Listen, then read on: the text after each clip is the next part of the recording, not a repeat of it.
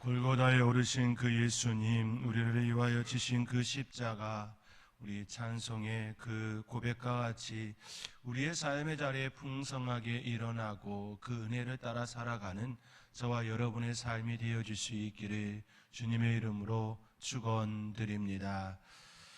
한 부자가 있었습니다. 그는 고운 옷과 좋은 음식, 맛난 음식들을 먹었습니다. 날마다 사람들을 불러 잔치를 열었습니다. 그의 상에는 먹을 것이 풍부하였고 모인 모든 사람들이 배불리 먹고도 남음이 되었습니다. 그야말로 호화로운 잔치였습니다. 그런데 그의 집 대문에는 피부가 얼어서 상하고 부스럼이 심한 한 거지가 벌어져 있었습니다. 그 거지의 이름은 나사로였습니다. 거지 나사로는 부자의 상에서 떨어지는 그 부스러기로 그 음식으로 자신의 배를 배불리려 하였습니다. 그러나 그의 상처가 얼마나 심하였는지 개리 핫을 정도였습니다. 시간이 지나 나사로가 죽고 부자도 죽고 장사되었습니다. 나사로는 죽어 천사들에게 아브라함의 품에 들어갔으나 부자는 죽어 장사됨에 음부에서 고통 중에 있었습니다. 부자가 눈을 들어 쳐다보니 아브라함의 품에 나사로가 있는 것을 보게 되었습니다. 그리하여 부자는 아브라함을 불러 애써 간청합니다. 아버지 아브라함이여, 나를 긍휼히 여기소서. 내가 이 불꽃 가운데서 괴로워하나이다. 나사로를 보내어 그의 손가락 끝에 물을 찍어 내 혀를 서늘하게 하소서라고 간청합니다. 아브라함은 대답합니다. 그럴 수 없느니라. 너와 나 사이에 큰 구렁텅이가 있어 여기서 너에게 건너가고자 하여도 갈 수도 없고 거기서 여기로 오고자 하여도 올 수 없다 말합니다. 부자는 다시금 아브라함에게 예언합니다. 내게는 형제 5이 있습니다. 나사로를 그들에게 보내어 그들이 여기 고통받는 곳으로 들어오지 않도록 그들에게 말하게 해 주십시오 부탁합니다.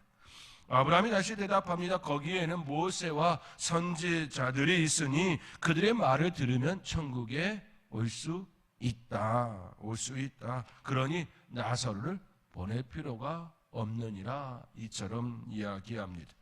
부자는 다급한 심정으로 다시금 그에게 아브라함에게 애원하지요. 죽었다가 살아난 사람이 말하면 그들이 들을 것입니다. 나사로를 보내주십시오. 그처럼 애원합니다. 오늘 이 비유의 말씀은 부자와 거지 나사로의 비유의 말씀입니다.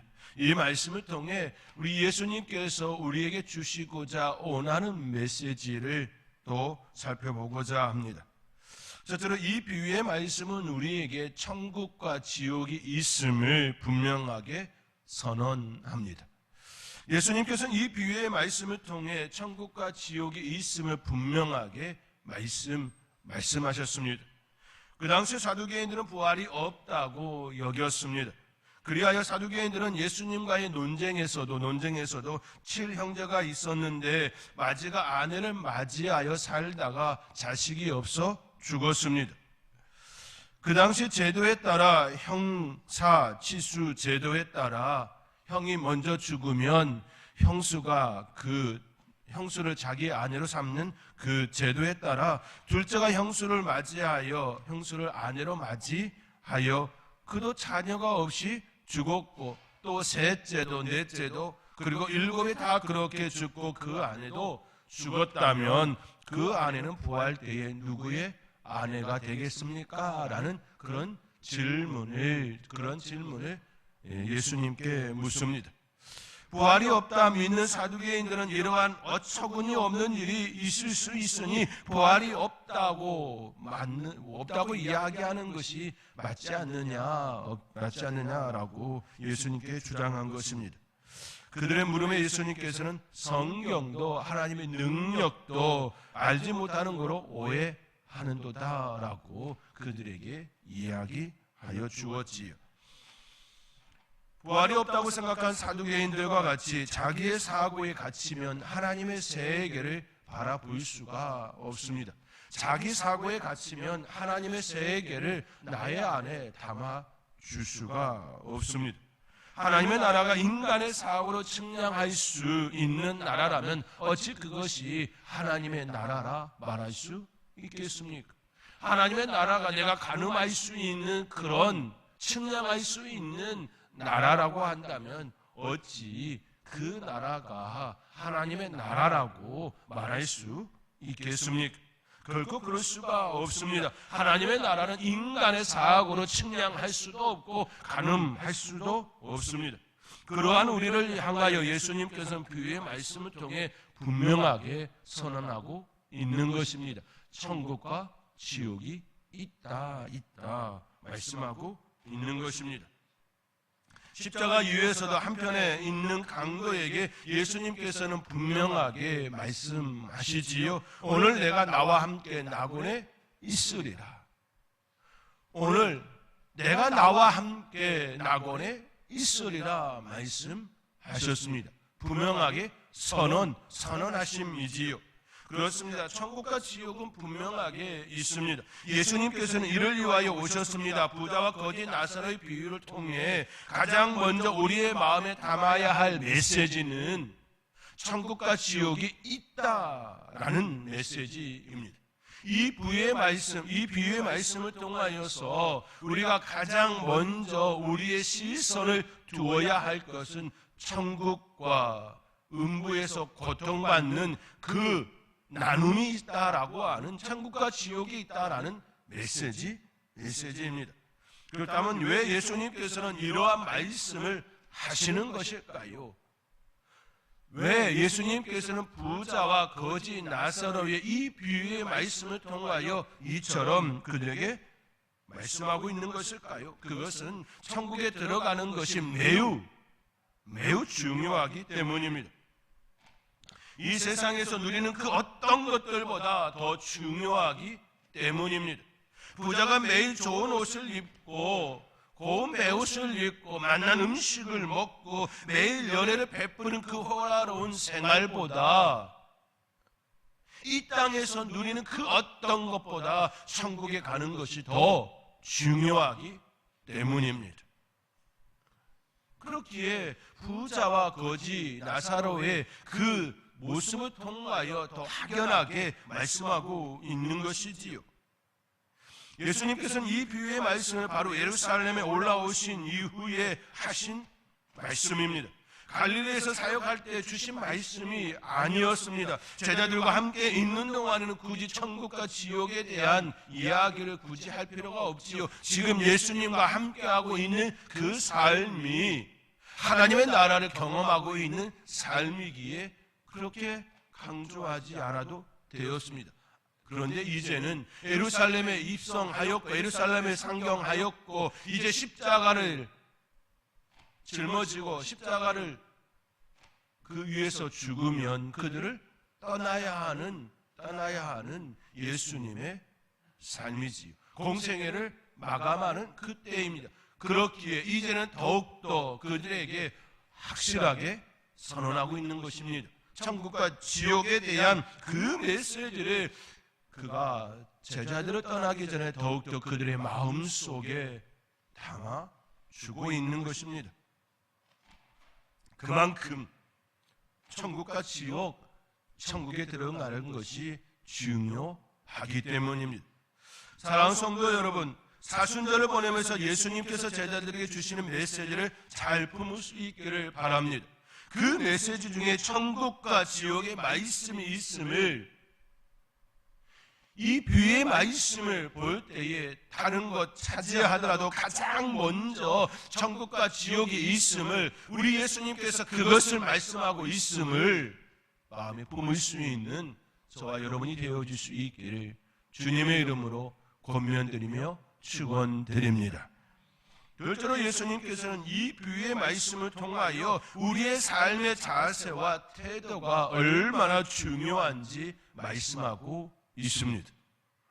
예수님께서는 부자와 거지 나사로의 삶을 통해서 예수님을 따르는 자들이 마땅히 가져야 할 삶의 자세, 삶의 태도를 말씀하고 있습니다.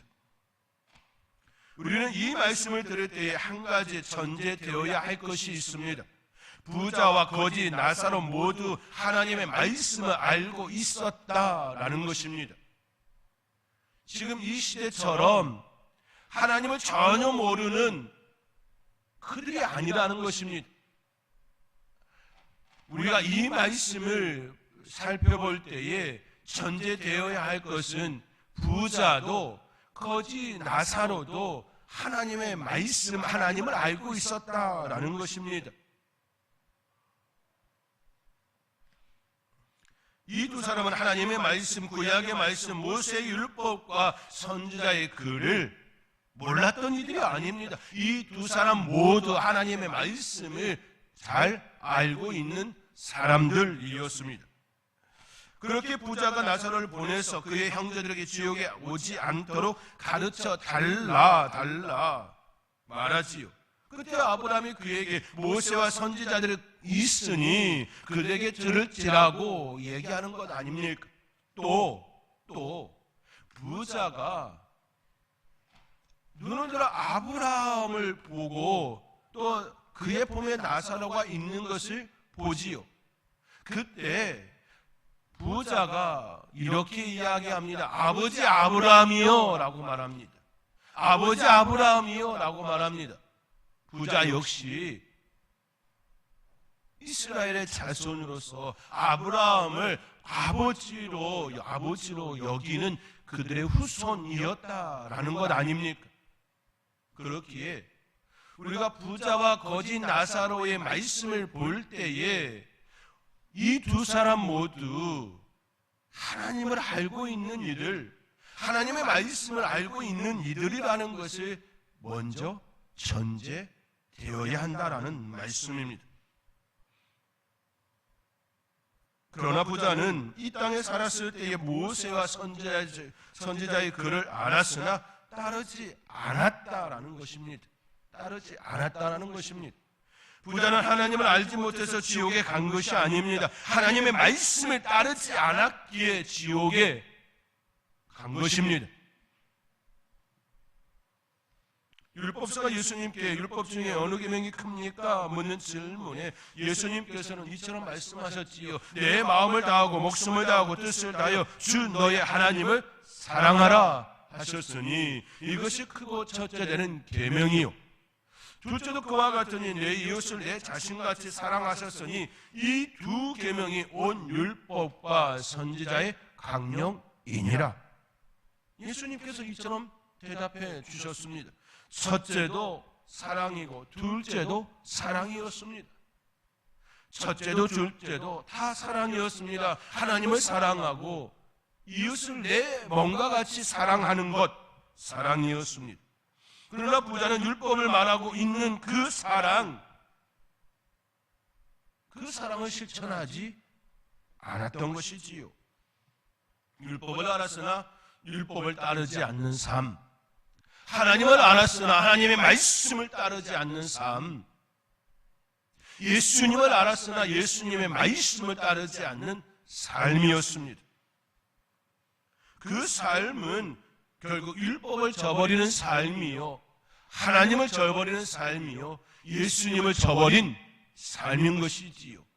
알았으나 알지 못한 자가 되었습니다. 알았으나 알지 못한 자가 되었습니다. 이것이 심각한 부자에게 있었던 부족함이었습니다. 아니, 천국에 갈 수 없는 아주 중대한 결함이었습니다. 하나님을 따르지 않는데, 예수님께서 말씀하시는 그 길을 가지 않는데 어찌 천국에 들어갈 수가 있겠습니까?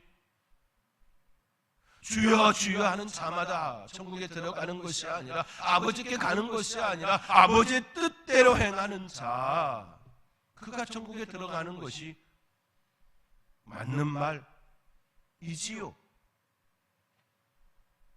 하나님을 따르지 않는데 어찌 천국에 들어갈 수가 있겠습니까? 결코 천국에 들어가지 못하는 것이지요. 부자였습니다. 매일 연애를 베풀 정도로 호화로운 삶을 살았습니다. 넉넉하였습니다. 풍부한 자원이 있었습니다. 그런데 그의 집 대문에 왔던 거지 한 사람을 대접하지 않았던 것입니다.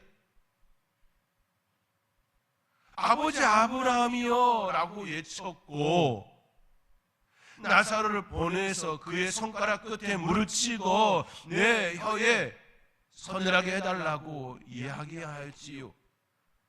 나사로를 몰랐던 것이 아니라는 겁니다. 알았습니다. 그런데 걔가 상처투성이인 나사로를 핥을 때 내버려 두었다는 거 아닙니까?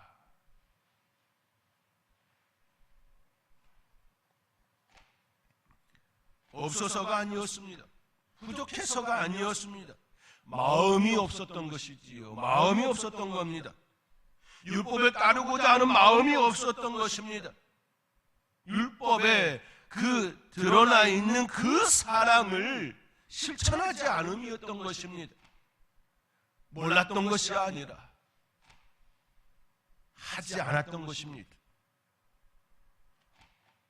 예수님께서 부자를 샘플로 삼은 것은 그가 결코 물질적으로 부족하지 않았다라는 것을 말하고 싶었던 것입니다. 재물이 있고 없고 때문에 천국에 들어가는 문제가 아니라는 것, 예수님께서는 너무나도 잘 알고 있었습니다. 그런데 왜 부자와 거지를 샘플로 삼은 것입니까? 너무나도 뚜렷한 예시가 되기 때문이지요. 있는데 하지 않는, 가지고 있는데 베풀지 않는, 부족해서가 아니라, 없어서가 아니라, 없어서 가슴 아파하는 그 애통하는 마음이 아니라 있음에도 불구하고 쳐다보지도 않는 그 부자의 악함을 말씀하고 있는 것이지요. 예수님께서 부자와 거지 나사로의 비유의 말씀을 통해 진정으로 하시고자 하는 메시지는 부자는 천국에 못 들어가고 거지는 천국에 들어간다, 이것이 아닙니다. 부자는 부자일 뿐이지요. 또 가난한 자는 가난할 뿐입니다. 부자가 나쁜 것입니까? 만약 나쁜 것이라면 그러면 가난은 좋은 것입니까? 아닙니다. 부자도 가난도 좋고 나쁜 것이 아닙니다. 부자는 그냥 부자일 뿐이고 가난도 마찬가지입니다. 가난하다고 하여 그것으로 인해 자존심이 무너질 일도 아니라는 것입니다. 예수님께서 부자와 거지 나사로의 비유의 말씀을 통해 진정으로 하시고자 하는 메시지는 하나님의 말씀을 따르고 있느냐 없느냐입니다. 있는데도 하지 않는 그것에 대하여 책망하고 있는 말씀이라는 것이지요. 없는데 어떻게 나눌 수 있겠습니까? 그런데 진짜 없냐라고 묻지요.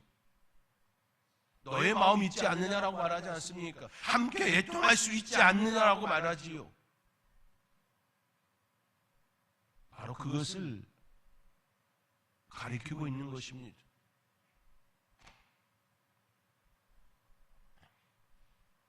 따르지 않는다면 결국 하나님 나라에 들어갈 수가 없습니다. 가난하다고 할지라도 하나님의 말씀을 따르지 않으면 들어갈 수가 없습니다. 부자라도 하나님의 말씀을 따르면 천국에 들어가는 것입니다. 다른 것을 이야기하고 있는 것이 아닙니다. 사랑하는 성도 여러분, 저는 여러분 모두가 부자가 되었으면 좋겠습니다. 넉넉한 삶을 통하여 하나님 나라의 귀하게 쓰임받는 모든 성도님들이 될 수 있기를 간절히 저는 기도합니다. 저는 새벽에 기도할 때에 우리의 성도님들이 넉넉한 삶을 살기를 간절히 기도합니다. 부자가 되어 마음껏 하나님 나라를 위하여 쓰고 또 쓰고도 넉넉한 그 삶을 살아갈 수 있기를 기도합니다. 그래야요 사업을 많이 하였으면 좋겠습니다. 하나님께서 부어주시는 그 이적과 기적과 표적을 많이 보았으면 좋겠습니다. 그 부 때문에 자기를 망가뜨리는 그 모습이 아니라 하나님께 귀하게 쓰임받으며 하나님께 영광을 돌릴 수 있는 그러한 하나님 나라의 부한 자들이 되어지기를 저는 간절히 기도합니다. 없어서 가난해서 주의 일을 감당하지 못하는 그 가슴 아픈 경험 알고 계십니까? 전 느낀 바 있습니다. 없으면요 가슴 아픕니다. 드리고 싶어도 드릴 수 없을 때 정말로 피눈물 납니다. 그래서 저는 저희 교회 모든 성도님들이 부한 자가 되어지기를 정말 기도합니다. 하나님의 은혜를 입은 자들, 한 번 더 드릴 수 있는 그러한 부한 자들 말입니다. 사순절을 보내는 저와 여러분 가운데에 다시금 우리의 마음에 품어야 할 건 내가 하나님의 말씀에 따르고 있느냐 없느냐입니다. 하나님의 사랑이 내 안에서 작동되고 있는지, 내 이웃을 향한 사랑이 펼쳐지고 있는지 사순절을 보내면서 다시금 살펴볼 수 있는 저와 여러분이 될 수 있기를 주님의 이름으로 권면드리며 축원드립니다. 셋째로 이 비유의 말씀을 통해 예수님께서는 영혼 구원의 간절함을 말씀하고 있습니다. 예수님께서는 부자의 시선을 통해 구원의 간절함, 영혼 구원의 간절함을 말씀합니다. 부자는 음부에서 고통 중에 괴로워합니다. 아브라함에게 나사를 보내어 자신에게 손가락을 물에 찍어 자신의 혀를 서늘하게 해달라고 간청합니다. 그는 불꽃 가운데서 괴롭다 호소하지요. 이는 비유의 말씀입니다. 그렇다고 없는 이야기가 아닙니다. 소설이 아니라는 말씀입니다. 실제 앞으로 죽음 이후에 겪어야 할 모습들입니다. 하나님의 말씀을 따라 하나님의 은혜를 입은 이들은 천국에서 하나님과 함께 영원한 즐거운 잔치를 베푸는 그 은혜를 누릴 것입니다. 참된 평안과 쉼을 얻을 것입니다. 그러나 그렇지 못한 이들은 음부에서 고통을 겪어야 할 것입니다. 한 방울의 물을 간절히 바라는 그 갈증입니다. 불꽃 가운데서 한 방울의 물이 얼마나 귀한지 호소하는 고통입니다. 부자의 시선에서 사로잡은 것은 남은 가족들이었습니다. 자신은 이미 죽음을 맞이하였기에 기회가 없습니다. 기회가 사라졌습니다. 그러나 그의 형제들은 그렇지 않았습니다. 그들은 하나님을 만날 수 있는 기회가 있었습니다. 하나님의 말씀을 따를 수 있는 기회가 있었습니다. 그에게 있어서 남은 한 가지 소망은 그의 형제들이 자신이 있는 이곳으로 오지 않기를 바라는 것, 바로 그것이었습니다. 그는 간절하게 아브라함에게 예언합니다. 나사를 보내어 형제들이 이곳으로 들어오지 않도록 말해달라고 간청합니다. 그러나 아브라함은 나사로가 다시 살아 그곳에 나타난다 할지라도 그들은 받아들이지 않을 거라 이야기하지요. 그래서 우리가 기도해야 하는 것입니다. 먼저 깨달은 우리가 기도해야 합니다. 그리고 그들에게 보여주어야 합니다. 우리가 마음을 써야 합니다. 그러므로 우리가 노력해야 하는 것이지요. 우리의 인생은 반드시 끝이 있습니다. 이미 답을 알고 있지 않습니까? 그렇다고 한다면 이 땅에 사는 동안 우리가 진정으로 해야 하는 일이 무엇일까요? 바로 천국을 소개하는 일입니다. 내가 천국에 확신이 있다고 한다면 이야기해야 되는 것이 마땅한 것 아닙니까? 천국과 지옥이 있음을 믿으십니까? 믿는다면 가만히 있을 수 없는 일이지요. 누군가 이러한 이야기를 하는 것을 들었습니다. 우리가 진정 보험을 들어야 한다면 생명보험이 아니라 천국보험이라고. 생명보험은 우리가 죽었을 때 남아있는 자들을 위한 보험이라면 천국보험은 진정으로 자기를 위한 보험이라고 그렇게 이야기하는 이야기를 들었습니다. 또 천국이 있다 없다 세상은 이야기할 때에 우리가 깊이 한 가지 생각해 보아야 될 것이 있는 것이지요. 천국이 있다 없다 할지라도, 이건 가정입니다. 오해하지 마시기 바랍니다. 없다 할지라도 우리가 진정으로 손해볼 것이 무엇이지요? 이 땅 가운데 살아가고 조금 절제하고 경건되이 보내는 것, 그거 외에는 없을 겁니다. 그런데요, 천국이 있고 지옥이 있다면요, 누가 더 큰 손해일까요? 지옥은 없다라고 여기며 살아가는 그들 아닙니까? 진정으로 손해보고 진정으로 끝장나는 건 그들 아닙니까? 그런데 성경은, 그리고 오랜 역사 가운데에 우리에게 끊임없이 보여주는 건 천국과 지옥이 있다 아닙니까? 그렇다고 한다면 우리의 마음속에 우리의 삶이 어찌해야 할까요? 죽음, 우리 모두는 반드시 죽음을 맞이합니다. 그런데 천국에 대한 보험이 없는 이들이라면 그 시간은 두려움의 시간이 될 것입니다.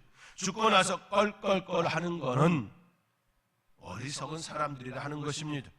죽고 나서 그때 예수님을 믿을 걸, 그때 교회 가자고 할 때 교회 갈 걸, 껄껄껄 인생은 죽음 이후에는 아무런 소용이 없습니다. 그때 전도할 걸, 그때 더 마음을 쓸 걸, 껄껄껄 하는 거 역시, 사랑하는 성도 여러분, 예수님께서는 이 비유의 말씀을 통해 물질에 대하여 좋고 나쁨을 말하려 한 것이 아닙니다. 많이 있으면 천국에 못 들어간다, 이것을 이야기하려고 하는 것이 아닙니다. 천국과 지옥이 있음을 선포하는 말씀이고, 또 영혼 구원의 간절함을 말하고 있는 것입니다. 이제 곧 십자가에서 자신의 생명을 내어주는 그 사건을 앞에 두고서 진정으로 이야기하고 싶은 건 영혼 구원입니다. 그에 걸맞는 삶을 살라는 것입니다. 천국의 소망을 가진 사람은 그에 걸맞은 삶을 살아야 합니다. 앞서 말씀드린 것처럼 말씀을 아는 것으로는 아니 됩니다. 하나님을 아는 것으로는 아니 됩니다. 하나님의 말씀을 따라야 합니다. 하나님의 뜻을 따라야 합니다. 예수님은 그 삶을, 첫째는 하나님을 사랑하라고, 둘째는 내 이웃을 내 몸과 같이 사랑하라고 그렇게 정의해 주셨습니다. 사순절을 보내면서 다시금 저와 여러분 마음에 예수님께서 주시는 이 메시지를 새기며 그 말씀대로 살겠습니다 고백하며 나아갈 수 있는 저와 여러분의 삶이 되어질 수 있기를 주님의 이름으로 축원드립니다. 기도하겠습니다. 하나님,